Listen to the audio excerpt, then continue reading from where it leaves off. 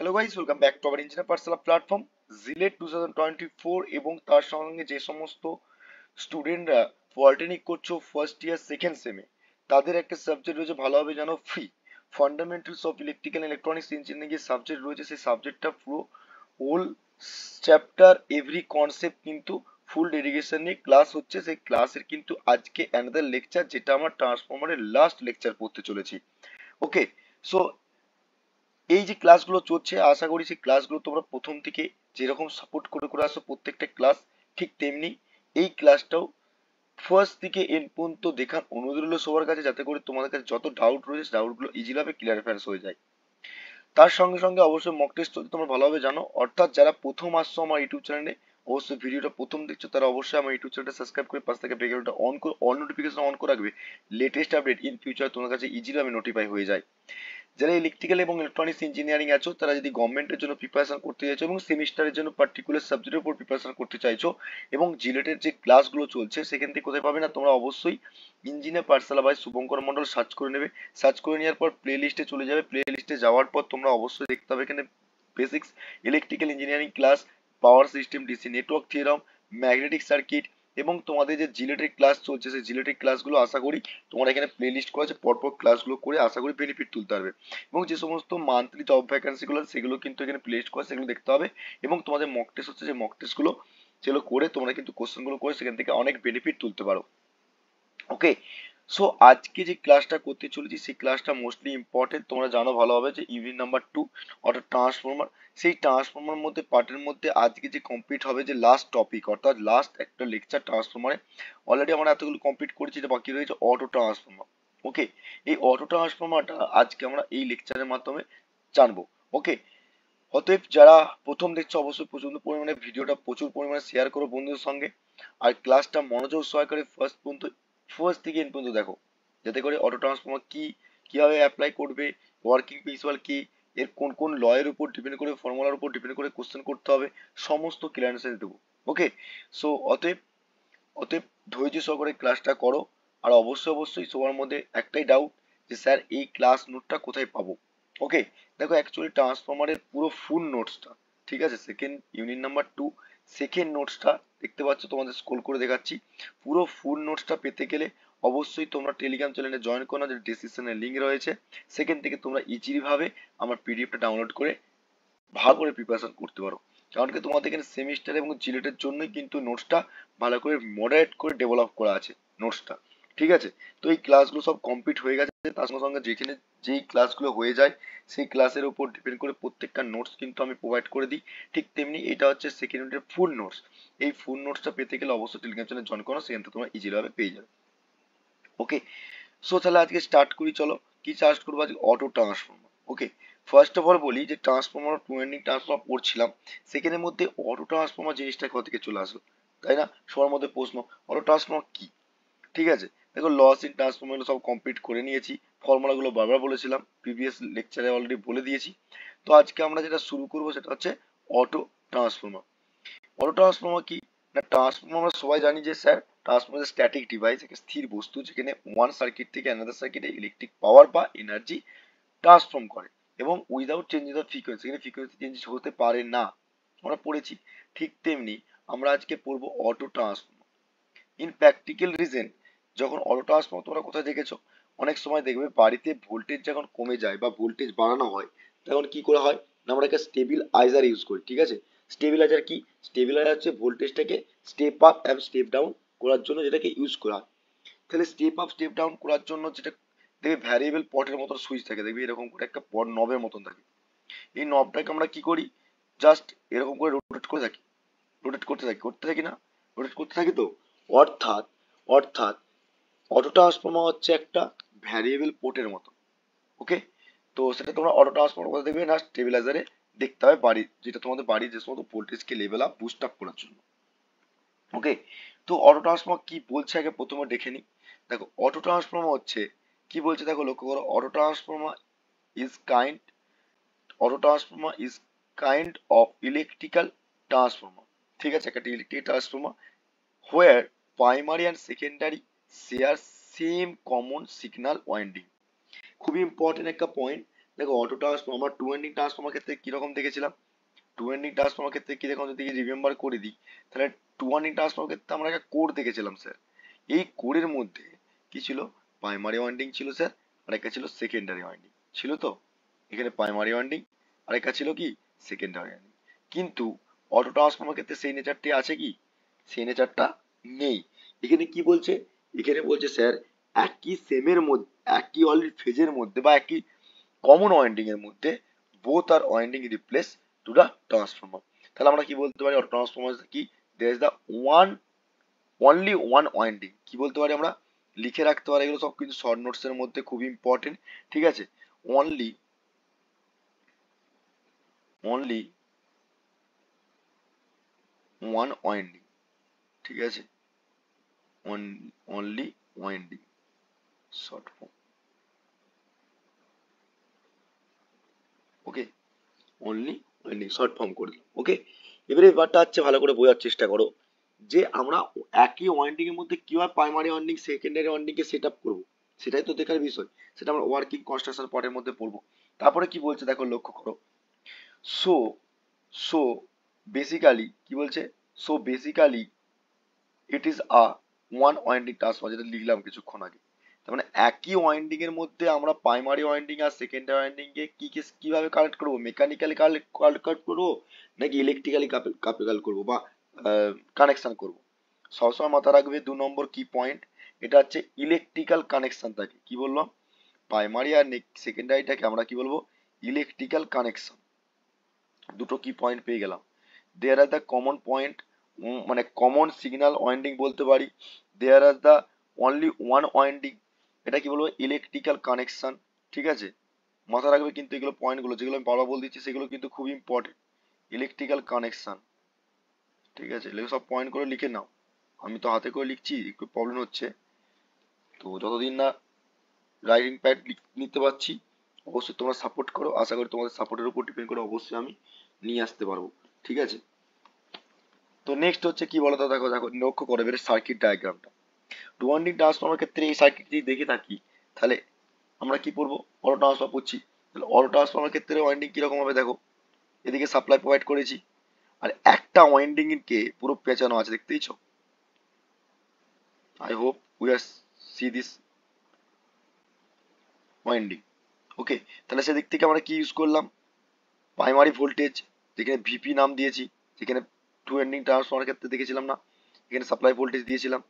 ঠিক সিমিলারলি দেখো মিলে মিলে যাও, তাহলে এদিক থেকে কি যাবে, কারেন্ট যাবে। তার দিক থেকে কি লিখলাম আমরা, প্রাইমারি কারেন্ট, ঠিক, প্রাইমারি কারেন্ট। নেক্সট কি লিখলাম, দেখো এই ওয়াইন্ডিং এর মধ্যে কি বলছে, এটা সিঙ্গেল কোর সিরিজ ওয়াইন্ডিং।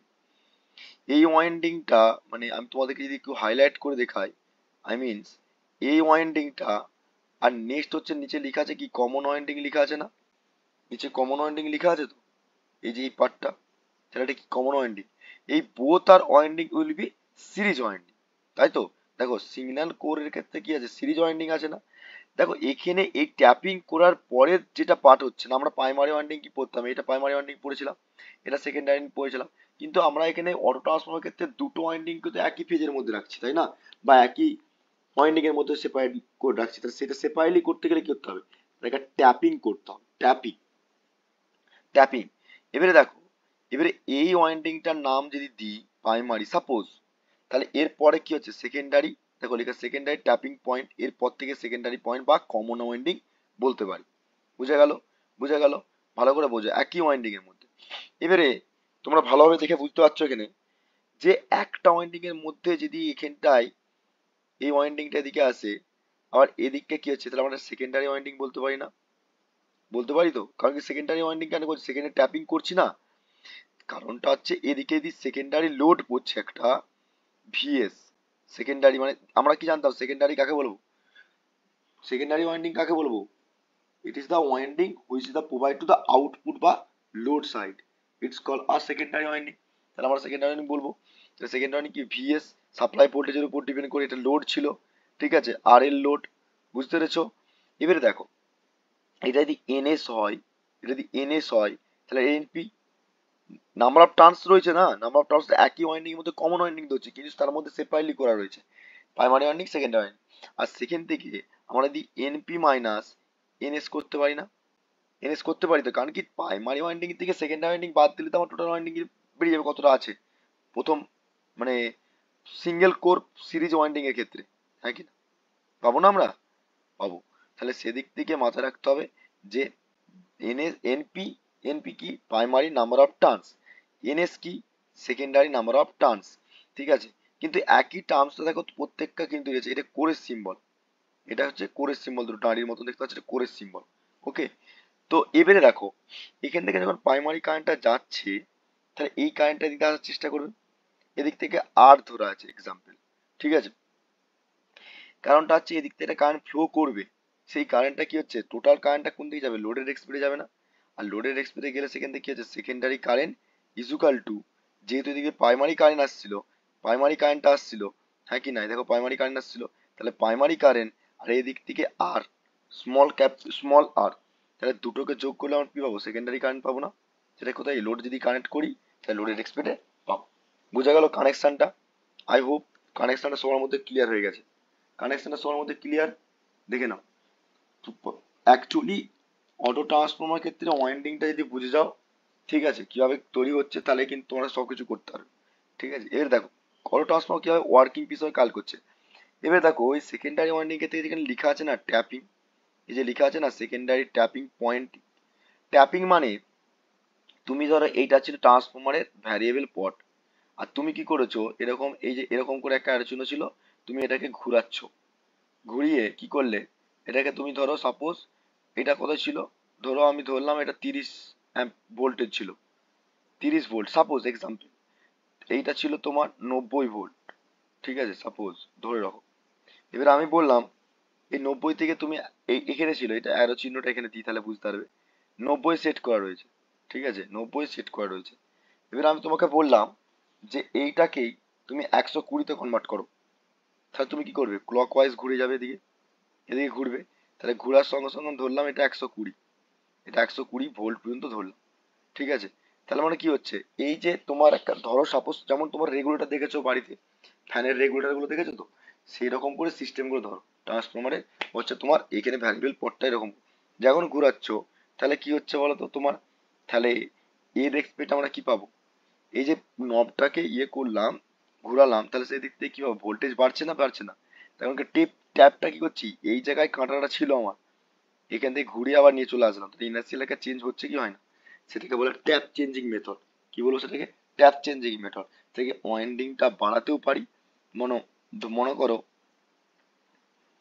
মনে করো ধরো এইটাকে আমি ধরলাম, ঠিক আছে, এই যে ট্যাপ চেঞ্জিং যে দেখতে পাচ্ছ, ট্যাপ চেঞ্জিংটা আমি এই জায়গাটা সেকেন্ডারির সঙ্গে কানেক্ট করা আছে বলে করলাম, আমি এখানেও তো নিতে পারি যদি ভোল্টেজ বেশি লাগে, আমি এখানেও তো করতে পারি আরো বেশি ভোল্টেজ লাগে, কারণ স্টেপ আপ করছি, আর নিচের দিকে নামালে কি হবে, স্টেপ ডাউন হয়ে যাবে।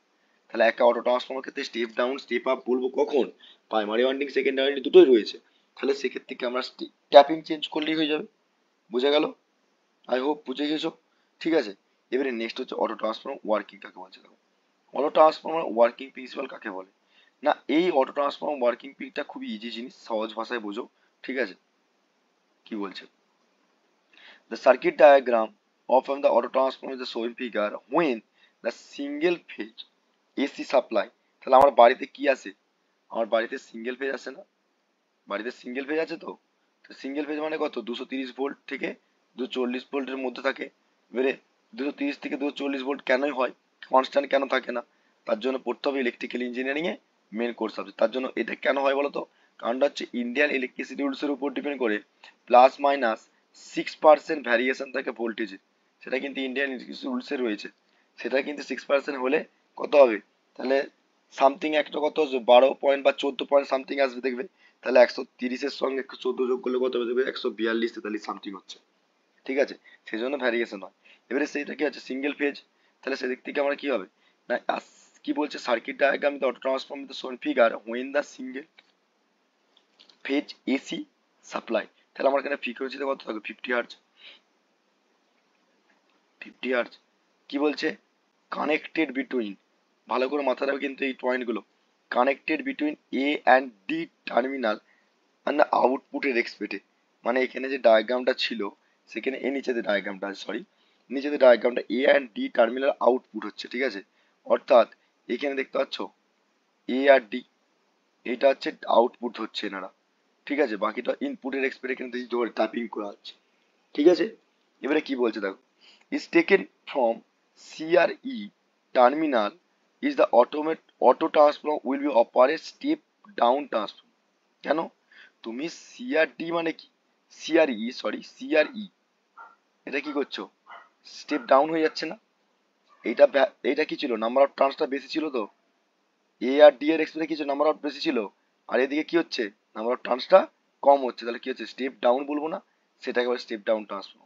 ঠিক তেমনি ঠিক তেমনি তুমি যদি দেখো এখানে because there number of turns কি বলেছে, because the number of turns winding A and D, যদি এ অ্যান্ড ডি এর এক্সপ্রেস ধরি তাহলে সেদিক থেকে কি হবে না, প্রাইমারি ওয়াইন্ডিং ধরাচ্ছে, আর মোট নাম্বার ট্রান্স সেটা কি বলবো, ডি এর এক্সপ্রেস সেকেন্ডারি করবো, যেটা আমি কিছুক্ষণ আগেই বললাম তোমাদেরকে। এবারে দেখো নেক্সট কি বলছে, one of the hand others ক্ষেত্রে কি হবে, উল্টে দাও, সিআরই এর এক্সপেক্টে করো, তাহলে দেখবে এটা হচ্ছে স্টেপ আপ হয়ে যাবে স্টেপ ডাউনের জায়গায়, তাই না।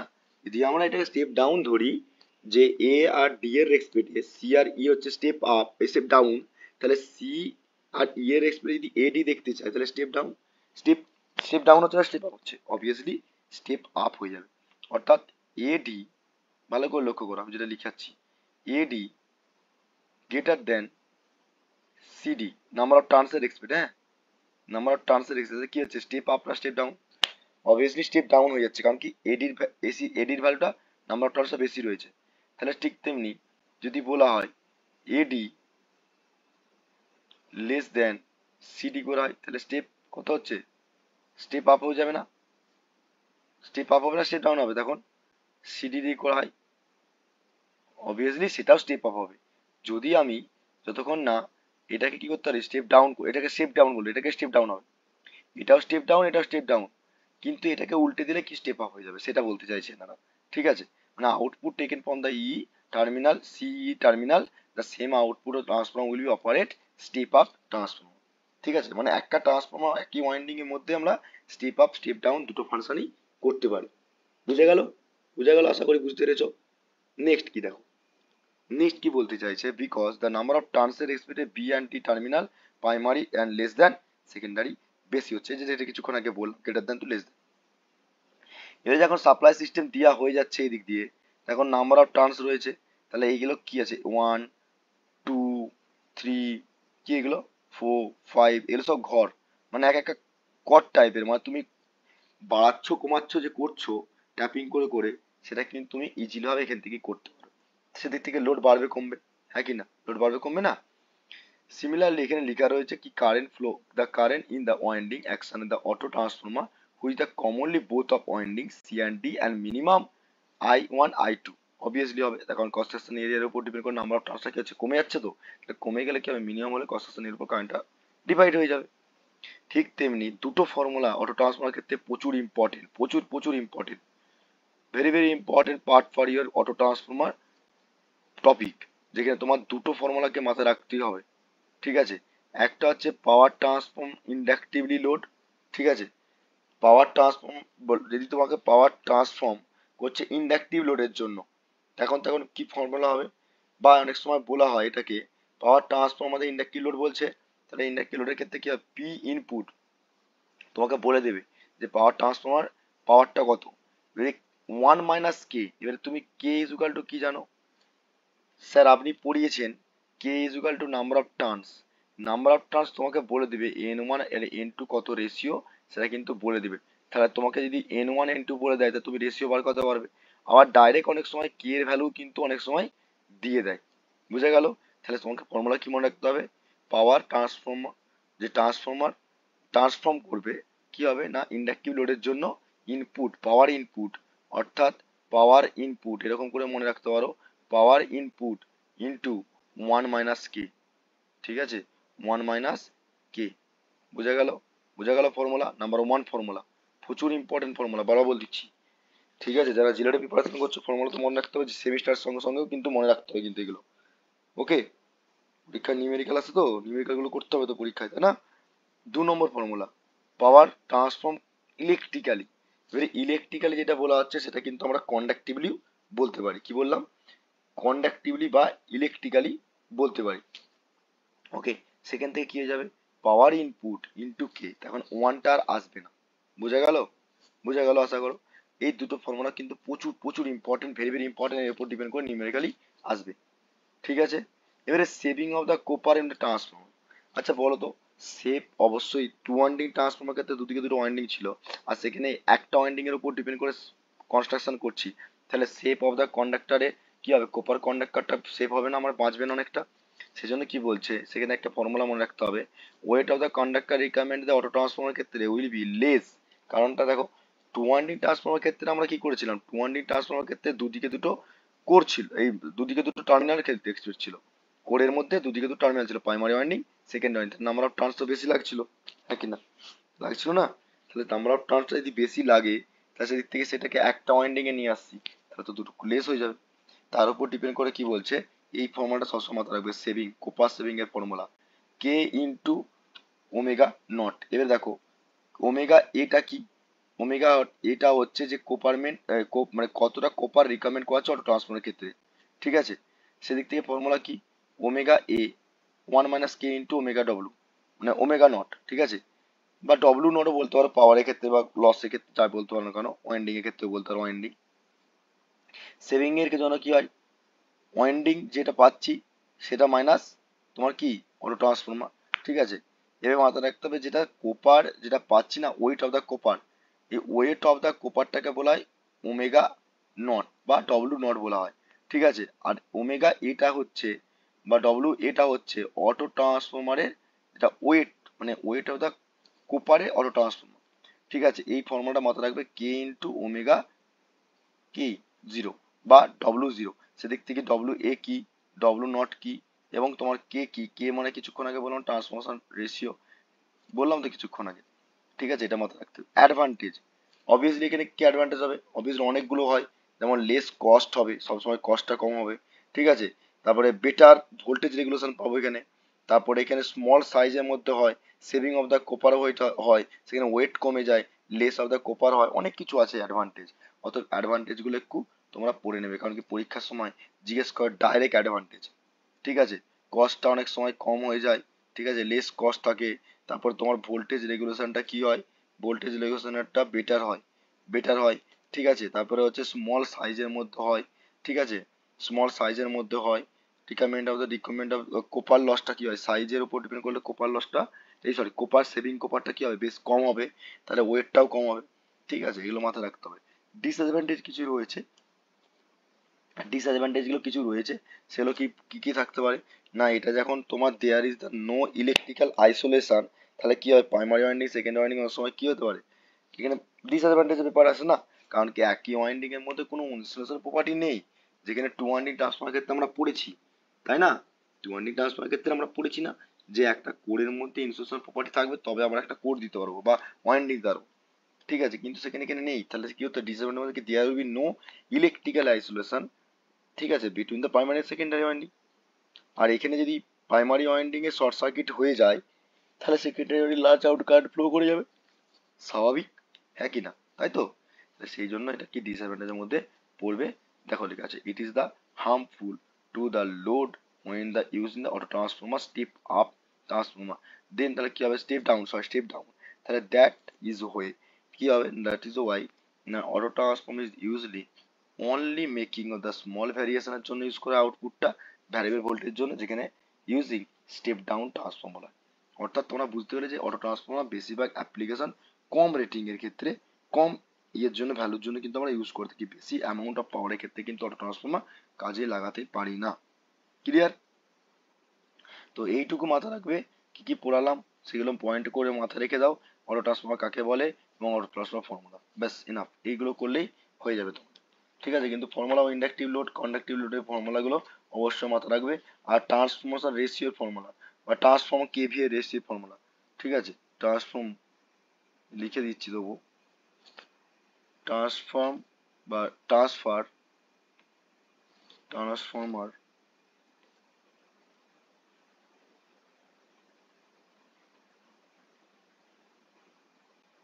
ট্রান্সফর্মার কেভিএ ফর্মুলা, ভিএ বলতে পারো, কেভিএ। কেভিএ তে অ্যাকচুয়ালি কার ডিট করছি আমরা, কিলো ভোল্ট অ্যাম্পিয়ার কার রেটিং, ট্রান্সফর্মার রেটিং, কিন্তু এখানে ভিএ দিয়ে রিপ্রেজেন্ট করছি। Transformer VA is equal to যদি বলে তাহলে 1 মাইনাস এ অটো, মানে এ বা কেও বলতে পারো, ঠিক আছে, ইন্টু টোটাল ভিএ।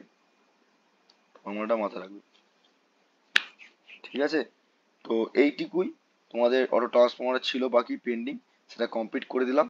তো যারা প্রথম আসছো অবশ্যই প্রথম বর্ষ সাবস্ক্রাইব করে নাও, আর অবশ্যই অবশ্যই টেলিগ্রাম চ্যানেল জয়েন করো, নোটসটা আপলোড করে, নোটসটা তোমাকে ডাউনলোড করে অবশ্যই নিজের মতো করে স্ট্র্যাটেজি করে নোটস তৈরি করো, যেগুলো কি পয়েন্ট বললাম, শর্ট নোটস বললাম, সেগুলো পয়েন্ট আউট করে নাও। আর এর উপর ডিপেন্ড করে খুব তাড়াতাড়ি মক টেস্ট আসবে, ইউনিট 2 এর উপর মক টেস্ট আসবে, সেই মক টেস্টটাও অবশ্যই তোমরা প্রিপেয়ার করার জন্য রিভিশন করে নাও। এই নোটসটা আমি দিয়ে দিচ্ছি, সেই নোটসটা তোমাদেরকে টেলিগ্রাম চ্যানেলে দিয়ে দিচ্ছি, সেখান থেকে তোমরা ডাউনলোড করে নাও। ডাউনলোড করে অবশ্যই অবশ্যই তোমরা রিভিশন করো, কারণ কি যেই ফর্মুলাগুলো বলেছি সেগুলো সব হাইলাইট করা আছে, পড়ে আসো, তাহলে দেখবে ইউনিট নাম্বার 2 এর যে মক টেস্ট হবে সেগুলো ইজিলি ভাবে তোমরা কোয়ালিফাই করতে পারবে, ভালো নাম্বার পেতে পারবে। ওকে, সো আজকে এখানে এন্ড আপ করছি এই ক্লাসটা, দেখাবে নেক্সট ক্লাসে, নেক্সট ভিডিওর মধ্যে। তখন তো সুস্থ থেকো, ভালো থেকো, অবশ্যই রিভিশন করো, আর আপকামিং জিলেট এক্সাম এবং তোমাদের সেমিস্টার এক্সামের প্রিপারেশন খুব ভালোভাবে করো। ওকে, সো ভিডিওটা প্রচুর পরিমাণে শেয়ার করো, লাইক করো, কমেন্ট করো, দেখাবে নেক্সট ভিডিওতে। Thank you so much watching the video.